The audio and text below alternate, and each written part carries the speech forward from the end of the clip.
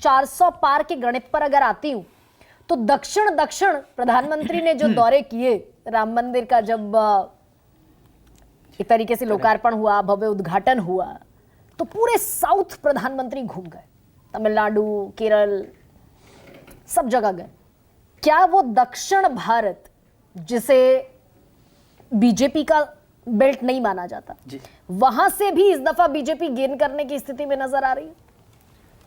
BJP को लेकर कुछ पॉजिटिव वहां पर बना होगा। कोई बड़ा गेन मतलब गेन भी हुआ तो 1-2 सीटों का कुछ गेन हो सकता होगा यदि कोई हो रहा है। बाकी ऐसी संभावना फिलहाल मुझे तो नहीं दिखती है कि वहां पर कोई बड़ा गेन होगा। लेकिन एक तो वो नैरेटिव के लिए कि जो भारतीय जनता पार्टी को नॉर्थ की पार्टी कहा जा रहा था, और फिर पिछले दिनों कुछ नॉर्थ साउथ डिवाइड का भी जो एक एक्सरसाइज हुई थी, उस नॉर्थ साउथ डिवाइड को भी पाटने की एक्सरसाइज प्रधानमंत्री ने की है। और आपने देखा होगा कि वो केरल गए तो वहां पर अलग सौगात दी, तमिलनाडु गए तो अलग सौगात दी, और पिछले दिनों में तो वो उत्तर भारत से ज्यादा दक्षिण भारत में उन्होंने पूरी एक्सरसाइज की है। मैं फिर वहां पर आ रहा हूँ। हम लोग क्या है, जैसे विनोद जी ने कहा, विनोद जी तो बड़े लोग हैं, अनुभवी लोग हैं।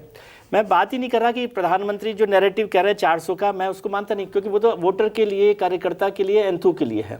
ऐसा मान लेते हैं हम लोग। अच्छा, ये आप मानकर चल रहे हैं? नहीं, ऐसा मान सकते हैं कि भाई वो कह रहे हैं तो 372 होगी, 370 होगी। मैं तो बात कर रहा हूं कि सरकार कैसे बनती है। सरकार बनती है 272 से, ठीक है।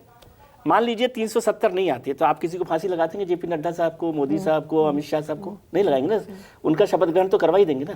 तो 272 है। तो असली लड़ाई पर बात करें कि क्या 272 को कम करने में इंडिया गठबंधन तैयार है, उसकी ताकत उस तरह से बनी हुई है। बिहार को लेकर जैसे चर्चा, मैं समझता हूं बिहार में आरजेडी बहुत ताकतवर पार्टी के तौर पर निकल कर आई है और उसको आप इग्नोर नहीं कर सकते। तो वो 39 सीटें, जो बीजेपी 40 सीटों की बात कर रही है, मुझे 39 सीटों का भी संभावना फिलहाल नहीं दिखती। बीजेपी ने जो काम किया, नीतीश कुमार जी को इधर लाके 2 बड़े काम हुए। उससे एक इंडिया गठबंधन का जो परसेप्शन था उसको कोलैप्स करने में मदद की। दूसरा, जो 16 सीटें, 17 सीटें, 18 सीटें उनके पास थी नीतीश कुमार जी के पास, यदि वो इंडिया गठबंधन में रहते तो पूरी की पूरी उनके पास जाती इंडिया गठबंधन में। उस सीटों में से मान लो 10 सीटें भी आती हैं तो जाएंगी तो एनडीए को, तो वो 10 सीटें एनडीए के पास आएंगी ना। नहीं, नीतीश कुमार जी इंडिया गठबंधन में रहते तो वो नुकसान हो जाता ना। तो वो उस नुकसान को रोकने का काम हुआ। 2 काम हो गए ना नीतीश कुमार जी को लाने से। एक, इंडिया गठबंधन पर आपने चर्चा कर ली बहुत, हम सब लोगों ने कि भाई ये तो कोलैप्स ही हो गया, नीतीश कुमार जी आ गए, संयोजक थे, ये परसेप्शन वाला। तो अब वो परसेप्शन को कमजोर करने की कोशिश की।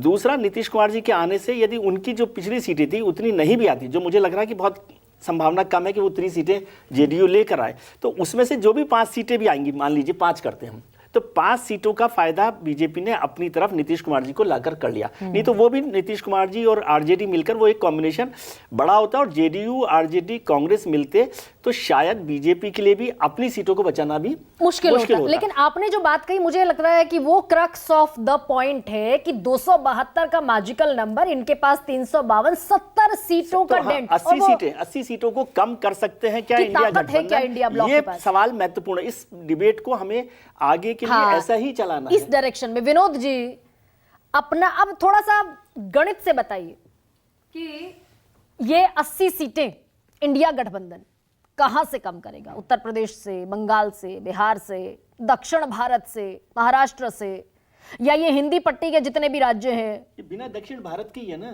हाँ। 352 सीटें, तो दक्षिण भारत को छोड़ दीजिए, मान लीजिए एक भी सीटें नहीं मिलती। हाँ, हरियाणा, हिमाचल, दिल्ली, मध्य प्रदेश, राजस्थान, छत्तीसगढ़, जहां सैचुरेशन है, कहां से घटेंगी?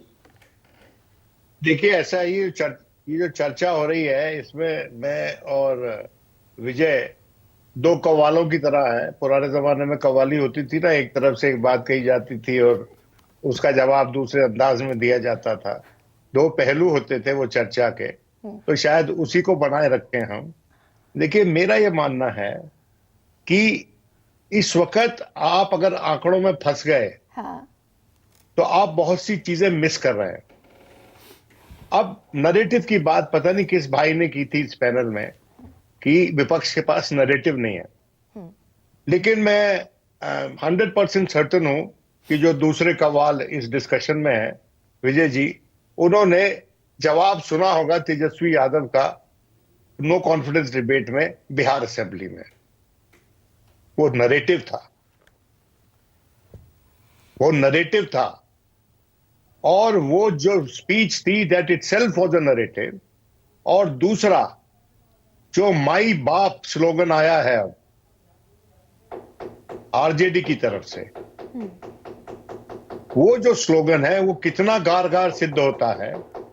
एमवाई तो उनकी मुस्लिम यादव है ही, और बाप वाला जो स्लोगन है वो बहुजन अगड़ा और आदि आबादी महिलाओं के लिए और पिछड़ा और पुअर, वो बाप बना दिया उन्होंने, माई बाप बना दिया उसको।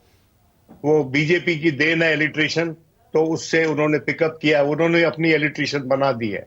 राजनीति में समझ में आ जाती है आसानी से लोगों को। तो ये देखिए, बिहार बात का है, ये आपका कठिनाई बिहार है। का आपका कैलकुलेशन है विनोद सर, देखिए कि बिहार में डेंट होगा एनडीए मैं को, कैलकुलेट और 80 सीटें जो मैं पूछ रही हूँ आपसे उन पर मैं कुछ मेरा कैलकुलेशन नहीं है। मेरी गणित हमेशा से कमजोर रही है। मेरा Chemistry लॉजिक बता हमेशा दीजिए। से स्ट्रॉन्ग मेरा लॉजिक हमेशा से स्ट्रॉन्ग रहा है। मैं पॉलिटिकल लॉजिक पे बात करता हूँ, और जो स्टैटिस्टिक्स जो होता है concedes the vital and reviews the suggestive. तो आप बात कर रहे हैं सजेस्टिव पे, आप करते रहिए। आप सजेस्ट कर रहे हैं कि जीत रही है बीजेपी, तो फिर चर्चा की क्या जरूरत है। मैं ये कह रहा हूं कि संभावना, जैसे कि संजय ने बोला, अभी 80-85 दिन पड़े हैं, हमको थोड़ा इंतजार कर लेना चाहिए। Let us not call the election अभी इस स्टेज पे, let us not call the election, क्योंकि you should not call the election. BJP की गलती क्या हुई है, बीजेपी ने शुरुआत से ही इस इलेक्शन को कॉल कर दिया है कि हम तो जीत गए। बहुत से जो वोटर्स हैं वो इस बात से भी नाराज हो सकते हैं कि ये तो भगवान बन के चल रहे हैं, तो हमको फॉर ग्रांटेड लेते हैं भाई, कि हम तो इनके बंधुआ वोटर हैं। ऐसा थोड़ी है। अब मुझे बताओ कि आपने से कहा था कि राम मंदिर आपका जो है, आपको बीजेपी को पूरे यूपी जितवा देगा और पूरा नॉर्थ इंडिया जितवा देगा। आज के दिन वो स्थिति है क्या? हाँ, यहां से इतने मैं सारे पिकअप लोग कर बैठे लेती हूँ हैं। विनोद जी। अब राहुल महाजन सर, ये बताइए कि अगर इतनी ही कॉन्फिडेंस वाली स्थिति है बीजेपी के लिए, सब कुछ बल्ले बल्ले है, सब कुछ बम बम है, और 400 पार भी है और 370 भी है, तो फिर ये जयंत चौधरी की जरूरत, नीतीश कुमार की जरूरत, उधर जेडीएस की, ये जिस बात को आप टारगेट कर रहे थे गठबंधन को लेकर, आप भी गठबंधन में 38 दल आप साथ लेकर चल रहे हैं। उत्तर प्रदेश में 5 पार्टियां आपके साथ हैं गठबंधन में, तो वो अकेला चलो का जो नैरेटिव है वो डिफ्यूज है क्या? अकेला चलो का नैरेटिव मुझे नहीं लगता कि कोई ऐसा नैरेटिव बीजेपी बनाने जा रही थी। और एक अकेला बीजेपी सब पर भारी। देखिए, मुझे लगता है बीजेपी हर वो कोशिश करती है जो कि उसको चुनाव जिता सकता है। वो कोशिशें बाकी पार्टियां भी करती हैं, और सारी पार्टियों का ध्येय होता है कि वो चुनाव जीतें या फिर वो सत्ता में आए। तो वो भी बीजेपी भी वही कर रही है। अगर उन्होंने जयंत चौधरी का साथ लिया तो उन्हें पता है कि चुनावों में जो है पश्चिमी उत्तर प्रदेश में 7 सीटें लूज की थी, जयंत चौधरी उसमें उनका फ़ायदा कर सकते हैं।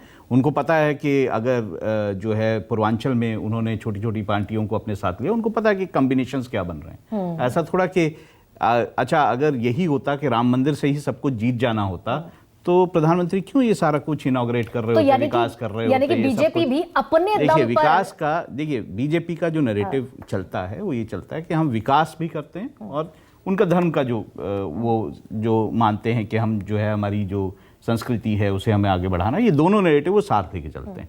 और ये कोई सोच रहा हो कि ये कह सकता हो कि बीजेपी की सरकारों में क्या विकास बेहतर नहीं हुआ जो यूपीए की सरकारें हैं उनसे, ये कोई नहीं कह पाएगा। बीजेपी की सरकारों में ये माना जाता है कि उन्होंने बेहतर विकास इस देश में लेकिन उसके किया। बावजूद एक कॉम्बिनेशन लेकर चलते हैं। अच्छा, ये भी बात है कि ऐसा, जैसे विनोद जी कह रहे थे कि ऐसा चुनाव में ऐसा कोई सर्टेन चीज नहीं होती कि कोई हार नहीं सकता है। अगर ये सर्टेनिटी रहती तो अटल बिहारी वाजपेयी की सरकार जो है वो नहीं हारी होती। 2004 की बात। तो ठीक मैं है। ये कह रहा हूँ, मैं ये राहुल जी सर्टेनिटी छोटा कभी सा नहीं होती और रिएक्शन ले इसी को लेती हूँ। तैयार कर। रविंद्र जी, मुझे ये बता दीजिए, मैं उस सवाल का जवाब जानना चाहती हूँ कि 272 और 352 80 सीटों का डैमेज कर पाने की स्थिति में है इंडिया गठबंधन।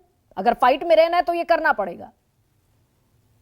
जी बिल्कुल, देखिए बिल्कुल सही बात है कि विजय भाई ने सही कहा कि 272 का ही है पूरा मामला, और पूरी लड़ाई उसी को लेकर के है। लेकिन एक बात गरिमा जी जो राहुल जी ने बताई है बिल्कुल सही है।